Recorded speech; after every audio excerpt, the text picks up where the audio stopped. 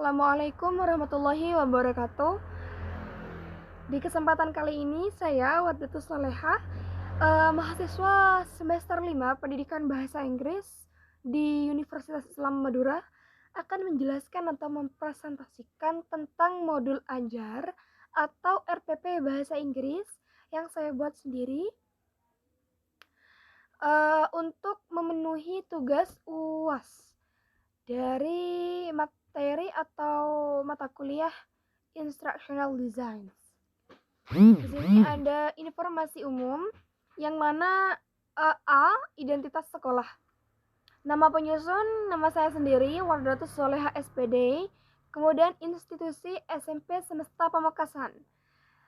Institusinya saya buat nama sendiri karena saya belum resmi mengajar di suatu institusi tertentu.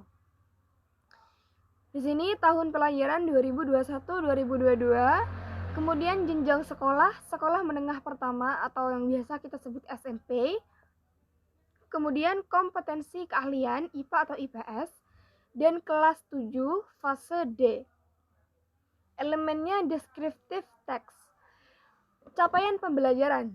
Di fase D ini siswa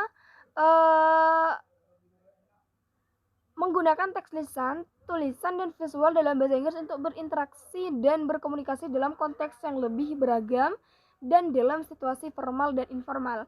Jadi diharapkan di akhir fase D ini siswa dapat merealisasikan capaian pembelajaran tersebut dengan alokasi waktu 2 kali 54. Kemudian B, kompetensi awal. Kompetensi awal di sini saya isi dengan definitions of the descriptive text, kinds of the descriptive text, social functions of the descriptive text, generic structure of the descriptive text, and language features of the descriptive text. Kemudian C, profil pelajar Pancasila. Di sini saya juga menginput profil pelajar Pancasila, yang di sini saya memberikan atau menginput hanya 3 poin saja. Yang pertama, mandiri, yakni di sini saya harap siswa mampu mengidentifikasi perbedaan emosi yang dirasakannya dan situasi-situasi yang menyebabkan emosi tersebut serta mengekspresikan secara wajar. Kemudian poin kedua, kreatif. Siswa dapat membuat teks deskriptif sederhana dengan menggunakan kalimat sendiri. Kemudian yang ketiga, berpikir kritis, yang mana siswa atau pelajar dapat mengembangkan dan mengaitkan materi dalam kehidupan sehari-hari. Kemudian D, sarana dan prasarana. Pertama, media, yakni berisi tentang lembar kerja peserta didik, laptop, handphone, LCD proyektor. Kemudian sumber belajar, ada lembar kerja peserta didik, laman e-learning, e-book, buku bacaan, YouTube, dan sebagainya. Kemudian berikutnya ada target peserta didik. Pertama, peserta didik reguler, kemudian peserta didik dengan hambatan belajar, kemudian peserta didik cerdas istimewa berbakat. Kemudian di sini F, model pembelajaran, yakni project based learning. Nah, kita sudah sampai pada pembahasan komponen inti. Yang pertama A, tujuan pembelajaran. Yang pertama, menjelaskan definisi, tujuan, struktur, teks, ciri-ciri unsur. Kemudian menganalisis fungsi sosial, struktur teks, dan unsur kebahasaan dari sebuah teks dalam grup. Kemudian yang ketiga, menemukan informasi rinci terkait teks prosedur secara mandiri. Yang keempat, menyimpulkan isi teks deskriptif dengan kalimat sederhana dan menggunakan kalimat sendiri secara mandiri. Kemudian membuat teks deskriptif sederhana dengan menggunakan kalimat sendiri secara mandiri. Kemudian mempresentasikan hasil karya berupa teks deskriptif sederhana yang sudah dibuat secara mandiri. Kemudian selanjutnya, pemahaman bermakna. Descriptive text adalah satu teks yang menjelaskan atau mendeskripsikan orang, binatang, atau suatu benda baik bentuk dan sifatnya. Or we can call it as a sentence that describe the characteristic of the person or thing. Jadi di sini descriptive text itu adalah suatu kalimat ya yang berbentuk narasi mungkin yang mana kalimat tersebut akan berisi tentang deskripsi atau penggambaran tentang seseorang maupun benda tertentu yang menjadi objek deskriptif teks. Kemudian sini ada pertanyaan pemantik, yakni apakah kalian pernah jalan-jalan? Apa saja yang kamu temukan saat jalan-jalan? Jelaskan yang kamu temui saat jalan-jalan. Kemudian D, persiapan pembelajaran. Di sini guru harus menyusun LKPD, kemudian guru menyusun instrumen asesmen yang digunakan, kemudian guru melakukan tes diagnostik. Selanjutnya ada kegiatan pembelajaran. Wah, kita sudah membahas sampai pada pembahasan kegiatan ya teman-teman. Di sini pertemuan pertama ke-1. Ketika kita masuk kelas nanti pastinya kita akan bertemu dengan kegiatan-kegiatan pembelajaran. Yang pertama ada pendahuluan. Nah, ini di pendahuluan itu berisikan tentang pertama guru memberi salam dan mengajak berdoa sebelum pembelajaran dimulai. Ini sudah biasa ya teman-teman, seperti yang sudah kita alami sehari-hari. Kemudian guru mengecek kehadiran peserta didik atau absensi dan guru memberi persepsi tentang materi yang akan dipelajari. Kemudian guru memberi motivasi kepada peserta didik dan menanyakan kondisi kesehatannya. Lalu guru menyampaikan tujuan yang akan dicapai pada pembelajaran hari ini. Tentunya sebelum kita mengajar suatu materi kepada siswa, kita harus memberikan tujuan pembelajaran hari ini. Apa sih tujuan kita belajar materi ini atau poin ini sekarang agar siswa memiliki motivasi tertentu.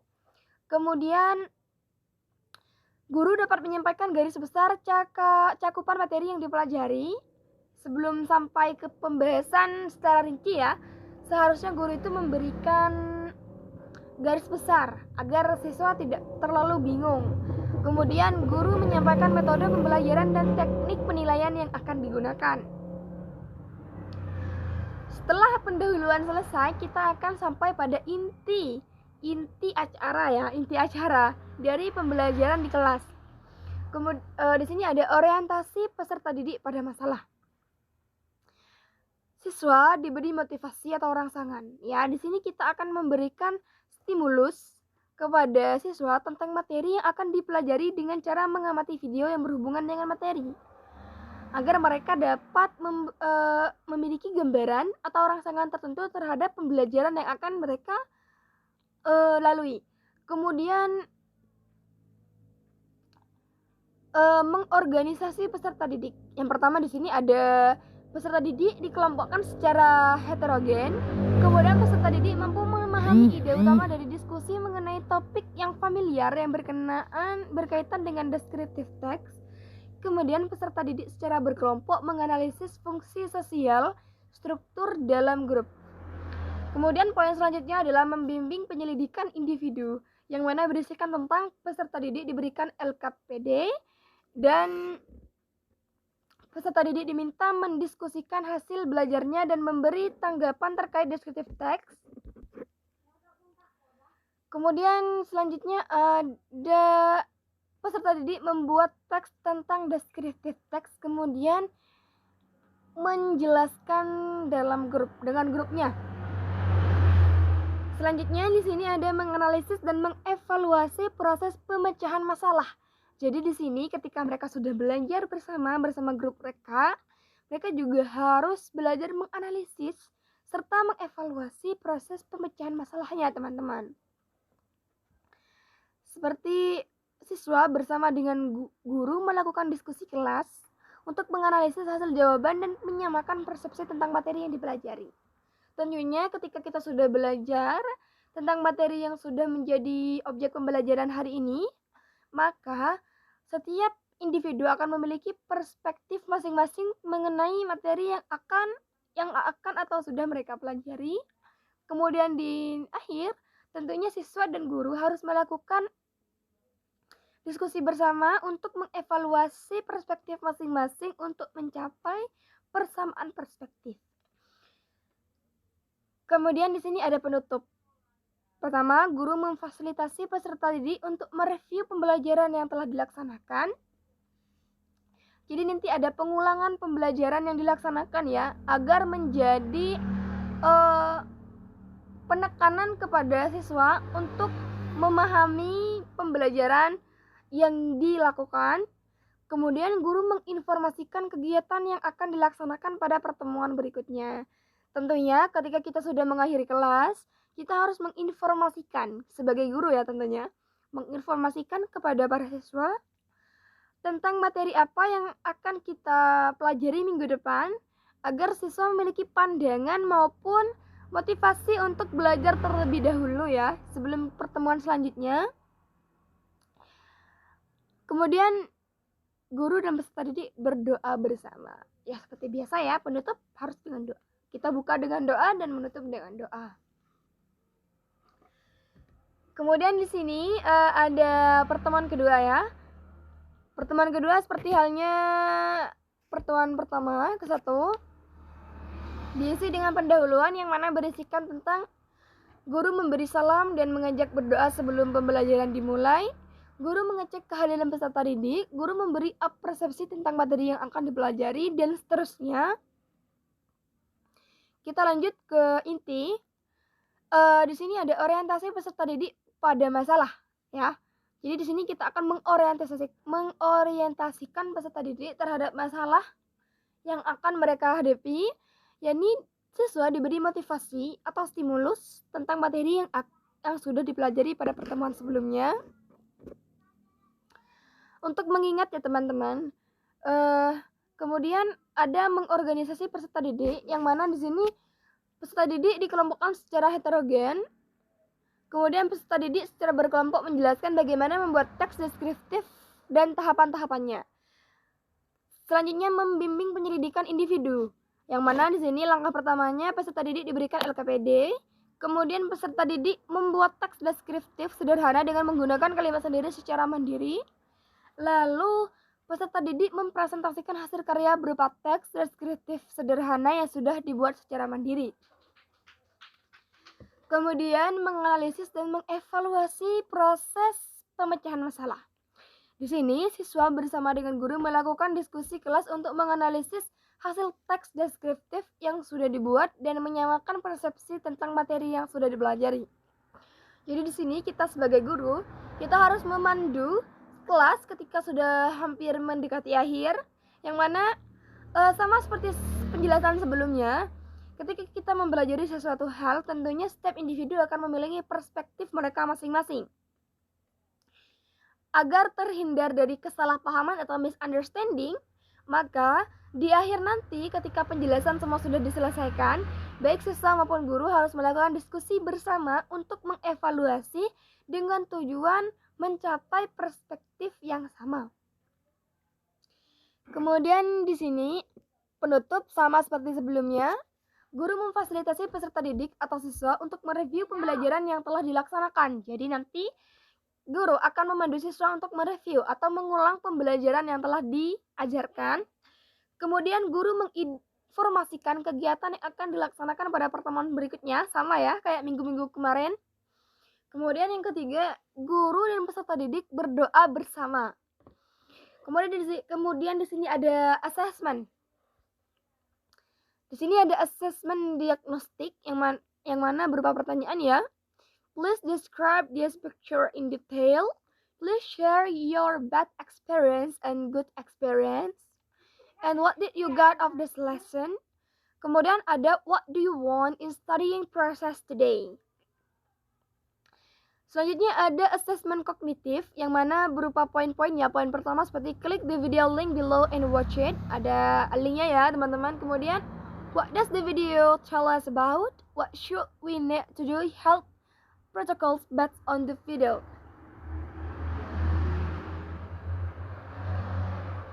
Di sini kemudian ada assessment formatif yang berisikan tentang kuis untuk kerja penilaian harian. Kemudian ada assessment sumatif, penilaian akhir semester. Selanjutnya ada pengayaan dan remedial. Pengayaan diberikan kepada peserta didik yang menguasai materi ini dengan sangat baik, yaitu dengan cara memberikan ragam soal yang tingkatannya lebih tinggi. Kemudian remedial diberikan kepada peserta didik yang belum menguasai materi dengan baik, yaitu dengan cara memberikan pengulangan materi dasar serta materi spesifik yang kurang dikuasai oleh peserta didik. Materi pengayaan dan remedial terlampir.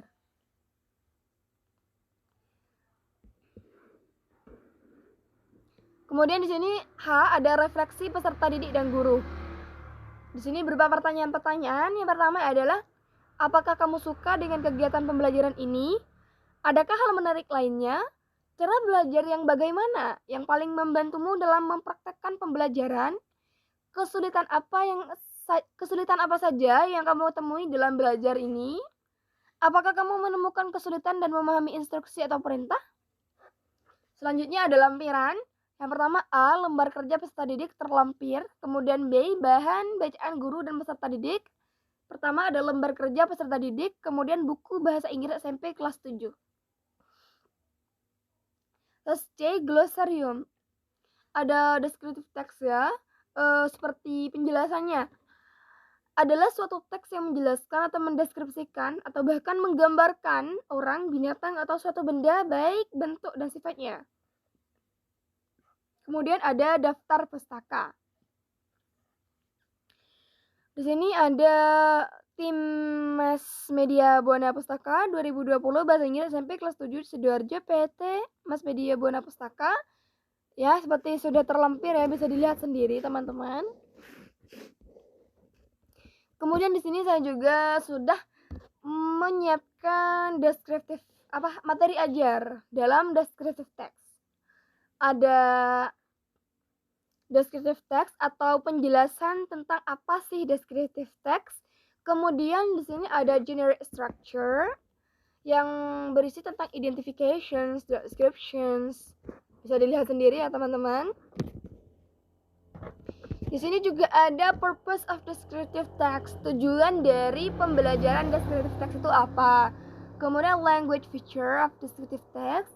Language feature itu adalah bahasa yang sering digunakan dalam descriptive text. Dan di sini saya juga menginput ya contoh descriptive text seperti yang sudah terlampir.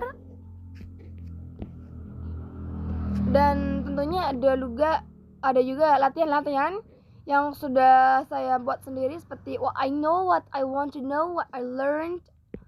Kemudian ada juga yang namanya understanding topic. Yang juga di sini berisi tentang suatu teks, descriptive text, yang mana nanti akan ditanyakan tentang what is the topic about. Nanti siswa akan ditanyakan tentang topik dari kalimat yang telah mereka dapatkan. Kemudian setelah itu mereka akan discuss in a group. Karena kelas sudah dibentuk berdasarkan grup masing-masing, maka mereka akan mendiskusikan materi yang diampu dalam grup tersebut berdasarkan pertanyaan yang sudah disiapkan seperti what is descriptive text? What is definitions of descriptive text? Please mention the generic structure of descriptive text and what is the language features of descriptive text. Selain aktivitas per grup, di sini saya juga menyiapkan individual activities ya. Yang mana nanti mereka akan diberikan teks deskriptif yang mana nanti akan diberikan soal untuk plus identify the generic structure and the topic. Di sini mereka akan ditugaskan untuk mengidentifikasi generic structure-nya dan topik dari descriptive text tersebut. Kemudian selanjutnya ada juga individual activities-nya, yaitu I have my own bathroom and etc. Sampai akhir itu juga berisi tentang descriptive text, yang mana nanti setelah mereka membaca kalimat secara keseluruhan, mereka akan mendapatkan pertanyaan dan tentunya juga harus menjawab pertanyaan tersebut. Sebagaimana yang sudah terlampir. Kemudian di sini share your idea. Peserta juga akan diberikan kesempatan untuk diberikan kesempatan untuk membuat descriptive text berdasarkan ide mereka masing-masing ya, tentunya secara mandiri. Dan terakhir, rubrik penilaian. Di Di sini saya juga sudah menyiapkan rubrik penilaian ya teman-teman. Karena apa? Ketika saya sudah menyiapkan assessment atau latihan-latihan, tentunya saya juga harus menyiapkan rubrik penilaian atau acuan penilaian terhadap hasil pembelajaran. Ada beberapa aspek yang mana akan tergantung dengan poin-poin atau angka-angka yang sudah saya tentukan. Yang pertama aspeknya ada identifying main idea. Jadi siswa juga harus belajar untuk mengidentifying main idea. Sampai mana kemampuan mereka dalam mengidentifikasi, maka akan diberikan nilai seperti yang sudah terlampir ya. Belum kompeten, siswa tidak mampu mencari atau mengidentifikasi main idea dalam sebuah teks vocabularies yang baru dan sudah dipahami sampai akhir. Kemudian aspek kedua ada understanding vocabulary. Ya, pemahaman tentang vocab. Penilaiannya juga sudah terlampir, bisa dilihat sendiri. Poin penilaiannya ada belum kompeten, yang mana nanti akan mendapat nilai 0 sampai 6. Kemudian cukup kompeten 6 sampai 7. Kompeten 8 sampai 9 dan sangat kompeten 10. Kemudian aspek ketiga ada identifying details. Kemudian ada identifying reference. Kemudian ada participations.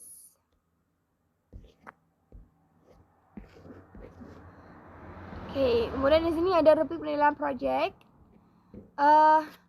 Yang tadi rubrik penilaian reading, kemudian ada rubrik penilaian project. Aspeknya pertama ada proses analisis teks deskriptif, kemudian proses penyusunan teks deskriptif, kemudian proses presentasi hasil, lalu hasil penyusunan teks deskriptif.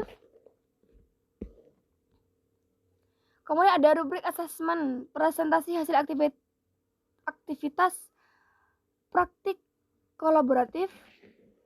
Di sini ada proses penyusunan teks prosedur, ada proses presentasi hasil, dan hasil penyusunan teks prosedur.